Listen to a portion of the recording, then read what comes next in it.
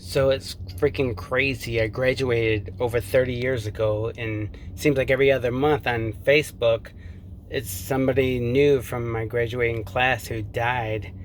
And I seriously think that most of the time it's because of how they're eating. It's not what you eat, it's what you don't eat. I say it all the time on Facebook. And your kids following your steps, if you see extremely unhealthy parents, you see extremely unhealthy kids. Even their pets are unhealthy. It's crazy. It's almost so disappointing. Everybody always says, "Hey, I have a good lawyer, I have a good mechanic. Everything's always so good," but when it comes to taking care of their own nutrition, it's not good at all. Everything you put in your mouth makes a difference in how your life is spent, how your appearance, your mood. Food is your mood, seriously. I know it sounds like a phrase, but it truly makes sense. If your A1C is over 5.5, at 5.6, you're already starting to become pre-diabetic. And that's only because of carbohydrates.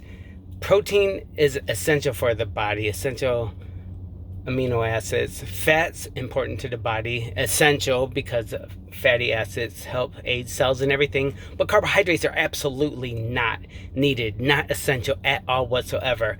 Everybody says, oh, it's a form of energy. Fat's a better form of energy. I don't know why everybody thinks carbs are so great. They just hold water where that's really not even need to be held.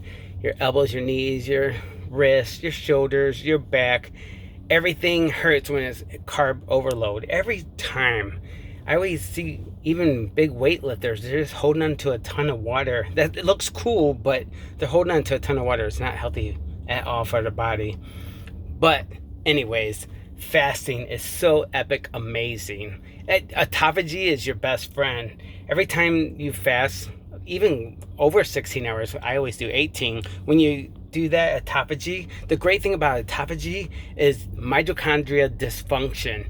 The body eats up weak mitochondria and it creates a new one. Then you have brand new ATP. My alarm goes off at 4 a.m. I freaking jump out of bed. I'm like, yes! And it's not that people have to exercise. I get to exercise.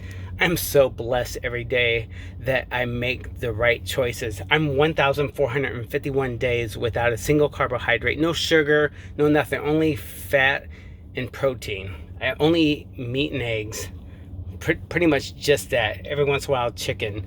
But I don't think I'm better than anybody. My target audience, my people who I want to help are the bigger people. When I see a giant person in public, I people watch. I don't look at them and think pathetic. I think of them and say, oh my God, if they only would stop eating carbs or reduce it next to nothing, it would save their lives. And once you start become healthy, it's like religion. You can spread that love all throughout your family, and then everybody can get healthy. That's the great thing about intermittent fasting is not that you're starving. You're really not starving. A dude seriously went 55 days without food at all whatsoever, and he lost 40 pounds. He looked amazing. 40 pounds on somebody who's big is a game changer. The guy was so much happier. Everybody's complimenting him. Lots of love. That's fucking great. Sorry for my language. That's just great.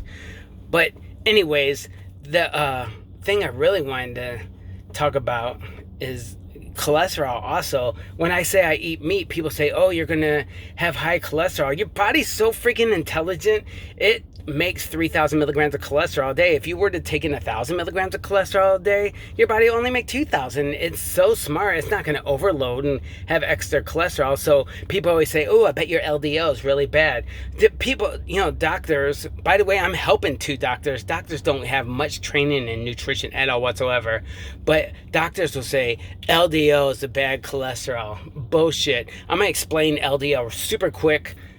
Sorry if I come off boring, but your liver is Amazon, and your LDL, or your lipid protein, your LDL, it's really the Amazon vehicles, and they load their vehicles with packages, which is really the triglycerides, and then they jump on the roads, which is really your bloodstream, and then they deliver all the packages, which is triglycerides, to all the cells, which is the customer.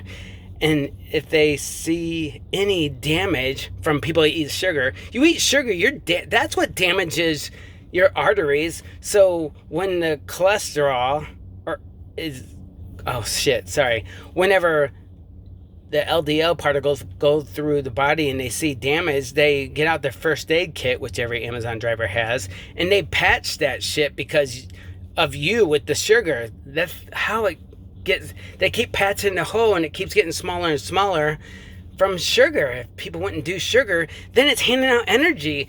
Triglycerides is really energy, so your cells will love that shit, but for some reason people have to do the sugar, and then they call LDL bad. It's really not that bad at all. And then when they deliver all the triglycerides, aka all the packages, to all the customers, then it gets back on the HDL highway and heads back to Amazon, which is your liver. It's an energy delivery system, really. Just people abuse it. And it's not that people are dumb. If you just reduce your carbs big time, it will make the biggest freaking difference. What a great example to set for our children. Oh my God, it makes me nuts.